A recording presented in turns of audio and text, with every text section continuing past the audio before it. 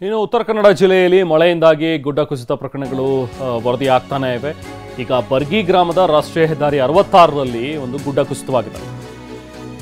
ಬರ್ಗಿ ಗ್ರಾಮದ ರಾಷ್ಟ್ರೀಯ ಹೆದ್ದಾರಿ 66ರಲ್ಲಿ ಕುಸಿದಿರುವಂತಹ ಗುಡ್ಡ ಇದು.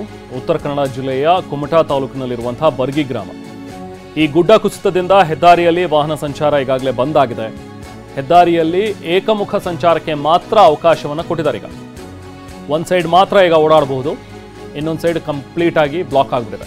ಕುಮಟಾ ಮತ್ತು ಕಾರವಾರ ಸಂಪರ್ಕಿಸುವಂಥ ಹೆದ್ದಾರಿ ಇದು. ನೋಡಿ, ಇಲ್ಲಿ ಡಬಲ್ ರೋಡ್ ಇದೆ, ಬಟ್ ಒಂದು ಸೈಡ್ ಮಾತ್ರ ಪೂರ್ತಿ ಗುಡ್ಡ ಕುಸಿದು ಬಿಟ್ಟಿದೆ. ಸೊ ಗುಡ್ಡ ಕುಸಿತದಿಂದಾಗಿ ವಾಹನ ಸವಾರರು ಆತಂಕದಲ್ಲಿದ್ದಾರೆ. ಯಾಕಂದರೆ ಇದು ಯಾವಾಗ ಬೇಕಾದರೂ ಪಕ್ಕದ ರೋಡ್ಗೂ ವಾಲ್ಕೋಬಹುದು ಈಗ ಮತ್ತೆ. ಸೊ ಹಾಗಾಗಿ ಉತ್ತರ ಕನ್ನಡದ ಹೆದ್ದಾರಿಯಲ್ಲಿ ಓಡಾಡೋದೇ ಒಂದು ರೀತಿ ಭಯಾನಕವಾಗಿಬಿಟ್ಟಿದೆ. ಜನ ಭಯಭೀತಿಯಲ್ಲೇ ಈಗ ಸದ್ಯಕ್ಕಲ್ಲಿ ಓಡಾಡ್ತಾ ಇದ್ದಾರೆ. ನೋಡಿ, ಇಲ್ಲಿ ಒನ್ ವೇ ಮಾತ್ರ ಸಂಚಾರಕ್ಕೆ ಬಿಟ್ಟಿದ್ದಾರೆ. ಈಗ ಒಂದು ಕಡೆ ಮಾತ್ರ ಹೋಗೋದು ಬರೋದು ಒಂದೇ ರೋಡಲ್ಲಿ ಮಾಡಬೇಕೀಗ. ಆದರೆ ಡಬಲ್ ರೋಡ್ ಇದ್ದರೂ ಕೂಡ ಅದರ ಒಂದು ಕಡೆ ಮಣ್ಣು ಕುಸಿತವಾಗಿರುವಂಥದ್ದು. ಬಟ್ ಯಾವುದೇ ರೀತಿಯಾದಂಥ ಹಾನಿಯಾಗಿರೋದ್ರ ಬಗ್ಗೆ ವರದಿ ಆಗಿಲ್ಲ.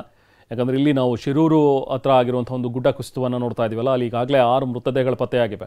ಬಟ್ ಇಲ್ಲಿ ಅಂಥದ್ದು ಯಾವುದು ಕೂಡ ಸಮಸ್ಯೆ ಆಗಿಲ್ಲ. ಯಾಕಂದರೆ ಹೆದ್ದಾರಿ ಇದು, ಇಲ್ಲಿ ಯಾವುದೂ ಕೂಡ ಹೋಟೆಲ್ ಆಗಲಿ ಸಣ್ಣ ಪುಟ್ಟ ಪೆಟ್ಟಿ ಅಂಗಡಿಗಳಾಗಲಿ ಯಾವುದೂ ಇರಲಿಲ್ಲ. ಇಲ್ಲಿ ಮನೆಗಳು ಕೂಡ ಯಾವುದೂ ಇರಲಿಲ್ಲ.